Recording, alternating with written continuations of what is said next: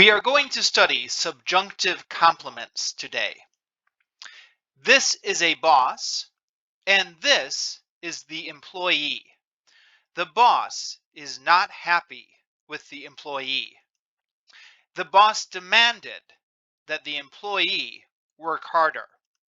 The boss insisted that the employee wear a tie.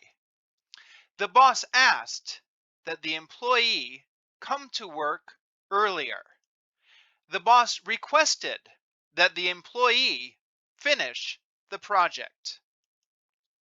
The boss insisted that the employee wear a tie. Is the employee wearing a tie now? No. Does the boss want the employee to wear a tie? Yes. The boss requested that the employee finish the project. Has the employee finished the project? No. Does the boss want the employee to finish the project? Yes. So the subjunctive is used for something that is not actual, not real, but is desired or anticipated. In many other languages, the subjunctive is made by changing the verb form. For example, here is the German subjunctive or the Latin subjunctive. But in English, the subjunctive is formed by grammar. Now, the subjunctive is used to talk about things you want to happen or hope will happen.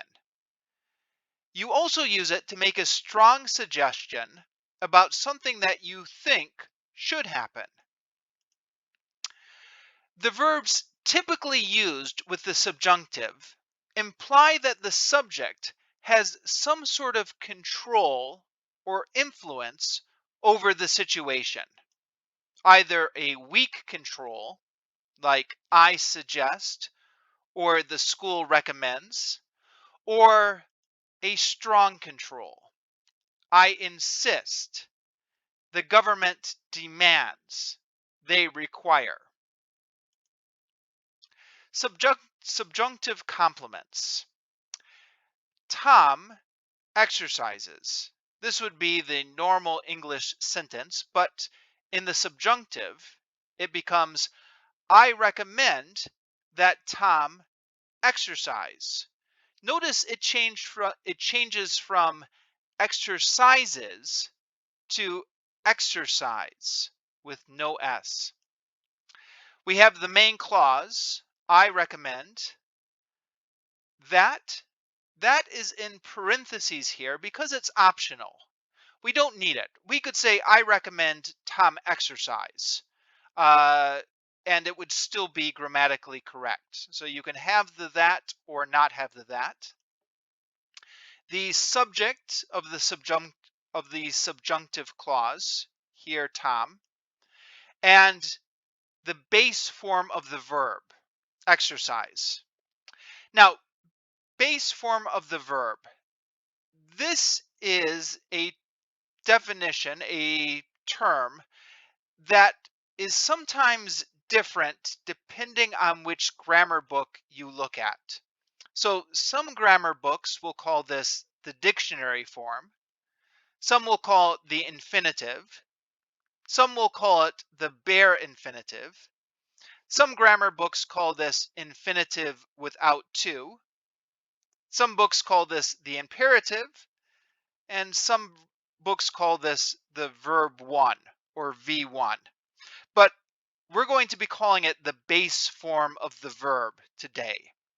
And what this means is that there's no third person singular S, no tense, and am, is, or are will all change to be. So here we have the base form of the verb, exercise. Notice that there's no third person S. Tom exercises becomes Tom exercise. Or Tom is here, but in the subjunctive, it changes to I recommend that Tom be here. So the is changes to be in the subjunctive. I recommend that Tom be here. Is Tom here now? No. Does the speaker want Tom to be here? Yes. And does the speaker have some influence over whether or not Tom will be here? Probably.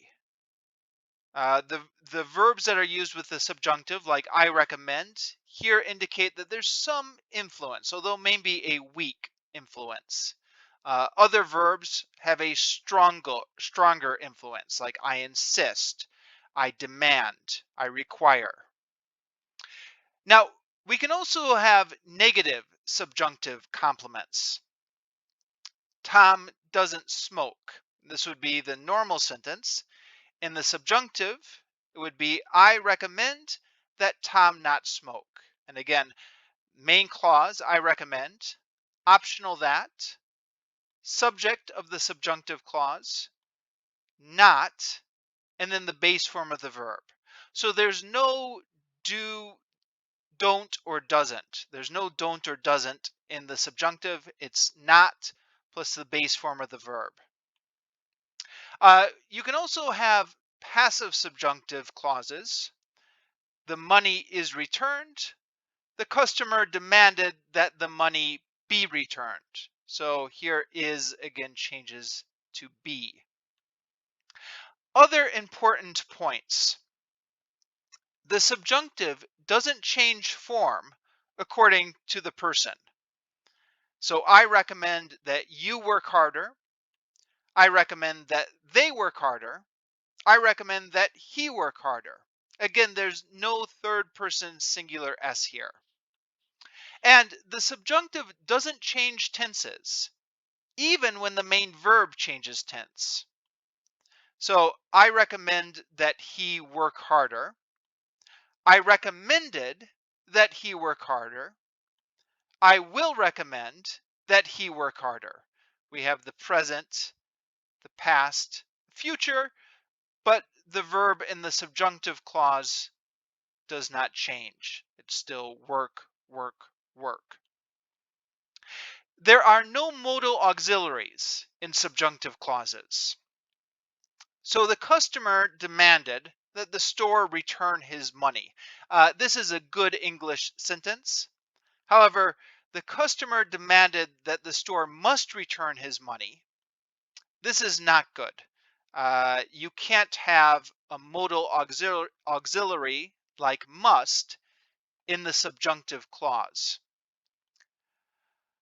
Except in British English. In British English, the modal auxiliary should plus the base form is common in subjunctives. And this is a difference between American English and British English.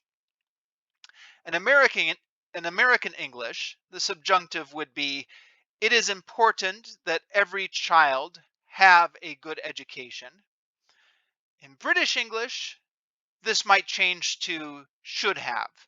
It is important that every child should have a good education.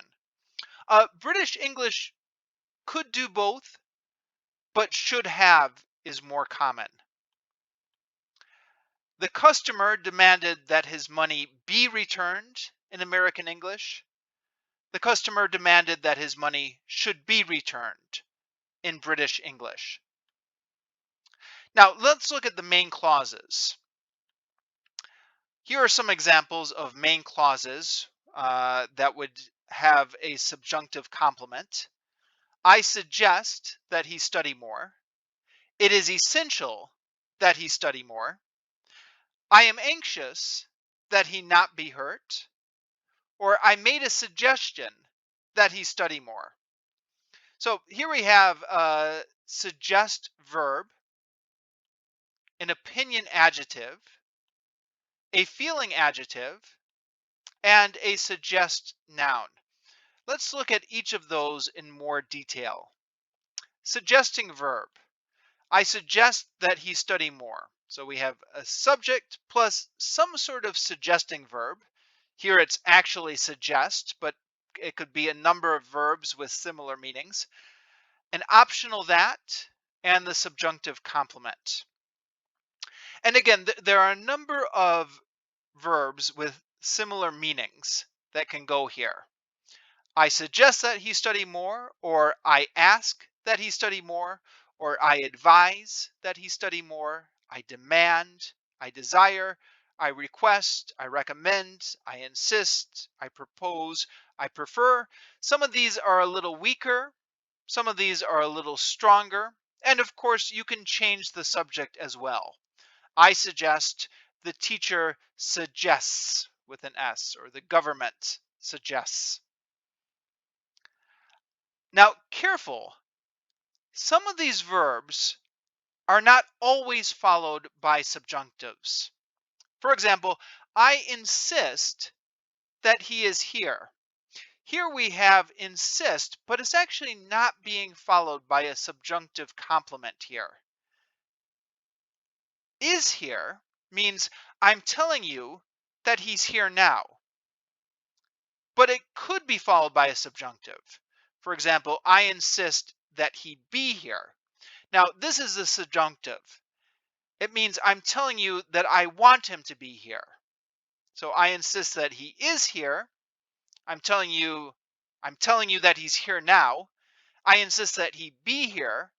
I'm telling you that I want him to be here. Okay, let's move on to opinion adjectives. It is essential that he study more. So this is commonly it is plus the adjective, optional that, subjunctive complement. And again, there are many different adjectives we can put in here. Here are some examples. It is essential, it is advisable, it is desirable, it is important, it is vital, it is urgent, it is best, it is crucial, etc. There are more. A feeling adjective. I am anxious that he not be hurt. Subject, some sort of copular verb, usually the be verb, adjective plus optional that plus subject complement. So I am anxious, I am concerned, I am determined, I am keen in British English, I'm adamant. And then either am, the be verb here, or you could have another copular verb, feel, grow, become, get. A copular verb is any sort of verb that connects the adjective here to the subject, or a suggest noun. So I made a suggestion that he study more. Now, here we have the noun as the object of the main clause, but it could also be the subject. For example, the suggestion that he study more upset the student. So here it's all part of the subject, part of the main clause. So other suggest nouns would be proposal. I made a proposal that he study more. I made a recommendation that he study more. I made a demand that he study more. I made a request that he study more. Or maybe he got some advice that he study more. It could also be used in the subject part of the sentence. So again, suggestion, proposal, recommendation, demand, request, advice, followed by a be verb, a copular verb, and then the subjunctive clause. And there could be determiners here, or possessive pronouns like my suggestion, our proposal, the recommendation, his demand, the teacher's advice, or their advice. Okay, some other uses of the subjunctive. The subjunctive used to be more common in English than it is now. In an older English, about in the times of Shakespeare, 400, 500 years ago, it was more commonly used in the main clause than it is now. Now it's used in the complement clause, but in older English, it used to be used in the main clause.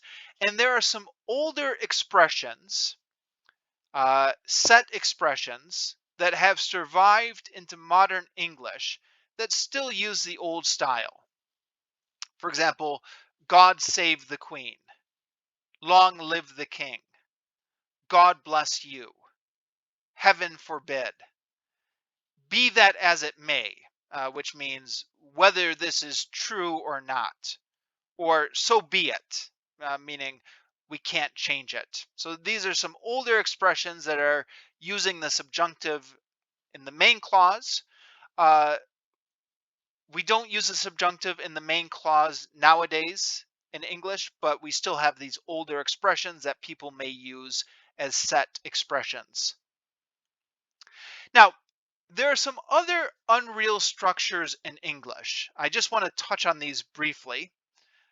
The second conditional: if he were a millionaire, he would buy a boat. Or the third conditional: if I had studied harder, I would have passed the test. Or wish: I wish I were a bird. Now, depending on which grammar book you look at, some grammar books will classify all unreal structures in English as a form of the subjunctive. So sometimes the second conditional or the third conditional or wish will also be talked about as types of subjunctive. Or some grammar books will classify these separately. So it depends a little bit on which grammar book you are using. Also, you may have noticed that these other structures are using the past tense. If he were, he would. If I had studied, I would. I wish I were. And so some people talk about the unreal past as a type of subjunctive. Also, you may notice that we're using were here with the third person and the first person. He were, I were, which is something we don't normally do in English. So some people sometimes talk about were as a subjunctive verb in English in these structures. These are different structures that we are not going to go into detail with today. These will have to be a different subject for a different video. I just want you to be aware that some grammar books will consider these to be other types of subjunctives, and some grammar books will classify these differently. But the main focus of today has been on subjunctive complements with the subject plus the base form of the verb. That is the focus of today's video.